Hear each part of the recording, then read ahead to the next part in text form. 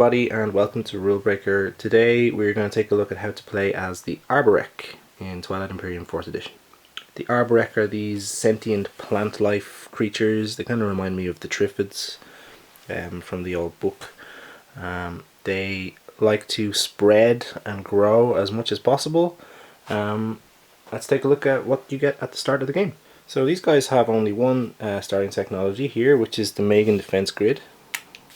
And this reads, you may exhaust this card at the start of a round of ground combat on a planet that contains one or more of your units that have planetary shield. Your opponent cannot make combat rolls during this combat round.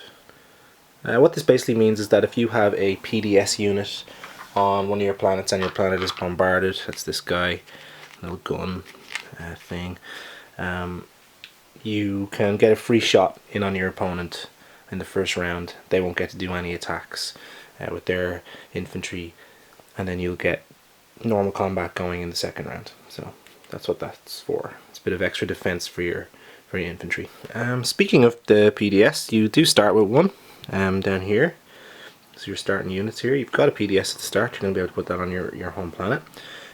You've also got a space dock to allow you to build units. You've got 4 infantry. It's these. They're your ground forces, your infantry. You've got 2 fighters, these little small ships, usually for soaking up damage. You've got a cruiser, and you've got a carrier.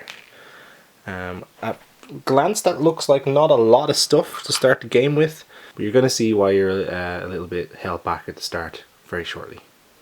So this is your home system here. This is Nestfire. It's a 3-2 planet. It's pretty good. 3 resources and 2 influence. That's not bad at all. It's one of the better ones. So you're going to be putting your space dock down here and getting all of your units into your home system. Normally for a race, the production of a race is the number of resources the planet can produce plus 2 for the space dock, meaning in this case it would be 5.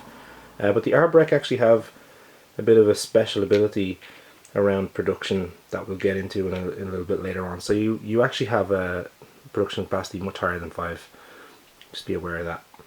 You're going to be able to produce a lot more units than most people pretty much every round if you're smart about it, and we'll go into detail on that shortly.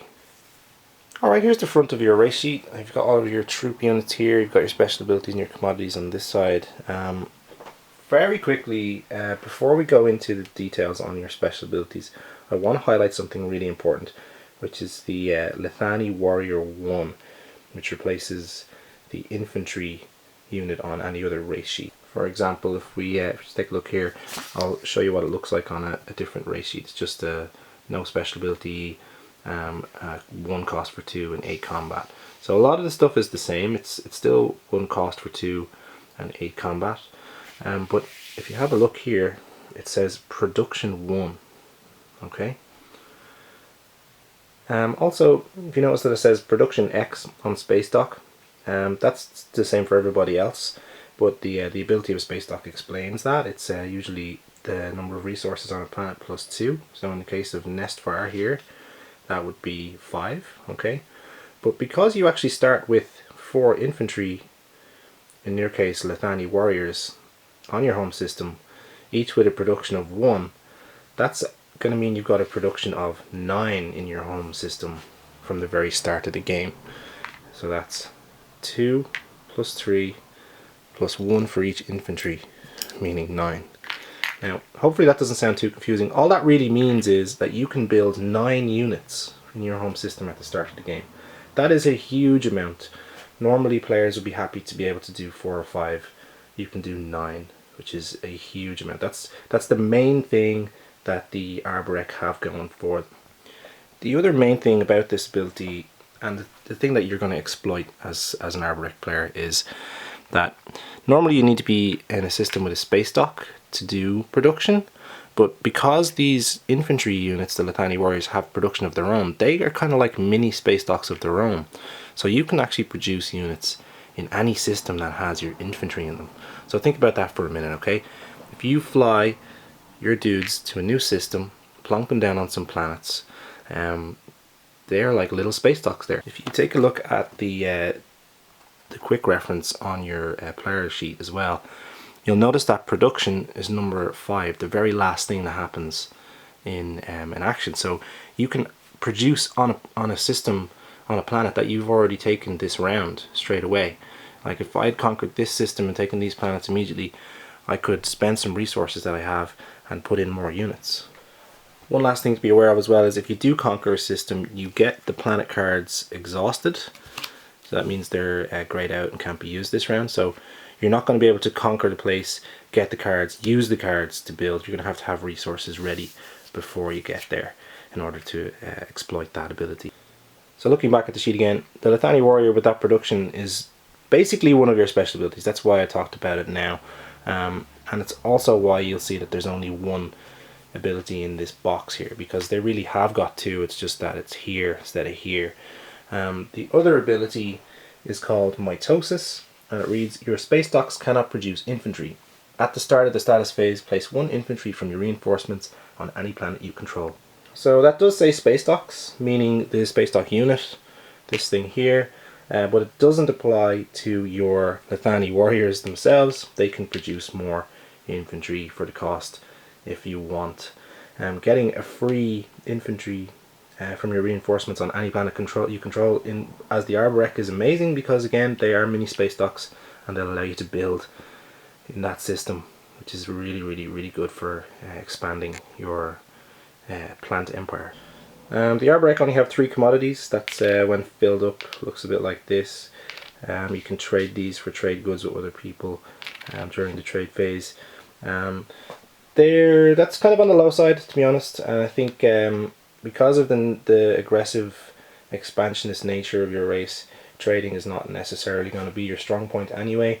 Only having 3 resources is going to mean that it's going to be tough for you to make some deals. And the other thing that I want to highlight is the Arborec's flagship here, Dua Menaheimen. So the flagship is this guy here. It's a big cool piece of plastic. It has the usual 8 cost. It's hitting twice on a 7 with a move of 1 and a capacity of 5, so it can carry 5, Lithani warriors or fighters with it. It has sustained damage, meaning that if you take a hit you can turn it upside down and it's still alive, it still exists, and then you can repair it at the end of the round. And it has a special ability, after you activate this system you may produce up to 5 units in this system. The timing of this is pretty important. You have to do this at the very start of your action. So if you activate a system that the flagship is in, and then you must produce the units immediately. So you can't activate a system, fly the flagship in, and then build units. You've got to do it right at the start before doing any movement. That's something to be aware of with these guys.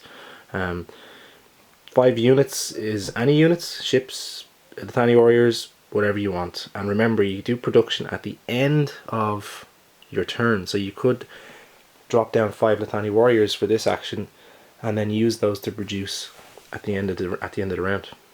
Alright, and like any other race, they have their own race specific promissory note. Their one is called Stinney. You're going to be giving this to another player as a kind of a bargaining chip. This is not an ability that you'll get to use, it's something that you're giving somebody in exchange for something else. And it has the text, action, place this card face up in your play area. While this card is in your play area, the Arborec player cannot produce units in or adjacent to non-home systems that contain 1 or more of your units. If you activate a system that contains 1 or more of the Arborec player's units, return this card to the Arborec player. What you're doing there is you're basically slowing down the Arborec player from getting close to your system. So any other player who has this in front of them is basically building like a kind of a wall between you and them. My opinion on this one is that this is a really powerful promissory note, and one that you shouldn't give away lightly. You don't want to have anybody to have the power over you to stop you from expanding. You'd want to get something really valuable to hand this out, and I wouldn't do it lightly at all. The Arborec also have 2 racial techs.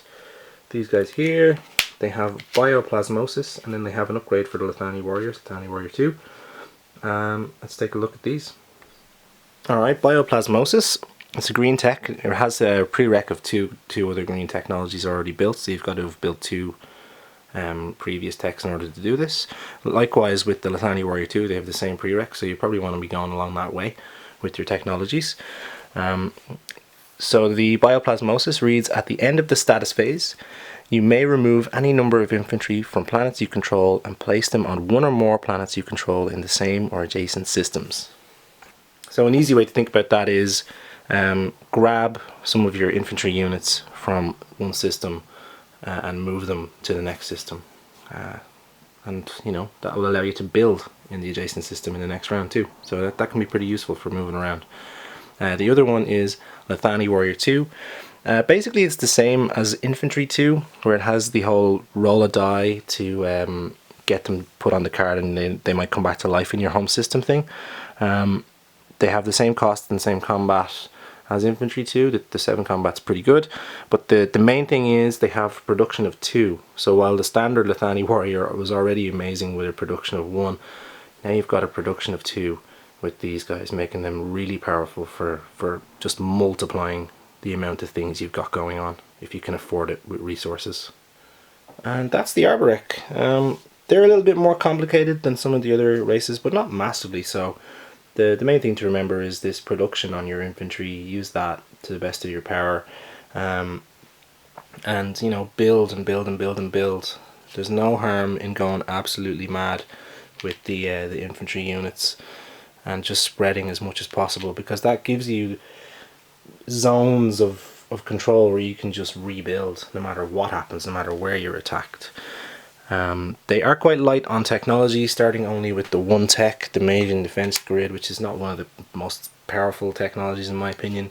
You're going to struggle to build up technology early. It might be one of the strategy cards that you should think about going for early in the game to give yourself a chance. But overall, spreading these Lithani Warriors around the galaxy, building carriers and other units to expand even further is really fun and very frustrating for your opponents when you upgrade to the level 2 and they can keep coming back to life. So while they seem a little bit more complicated at the start, the main thing is just to keep growing, and you'll get used to them pretty quickly. Look out for that promissory note, the Stinney. I wouldn't really give that away. Normally I wouldn't be opposed to trading promissory notes, but this one is just really strong.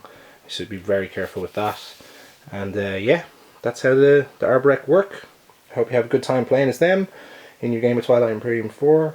This has been Rulebreaker, and come back again soon. Thank you.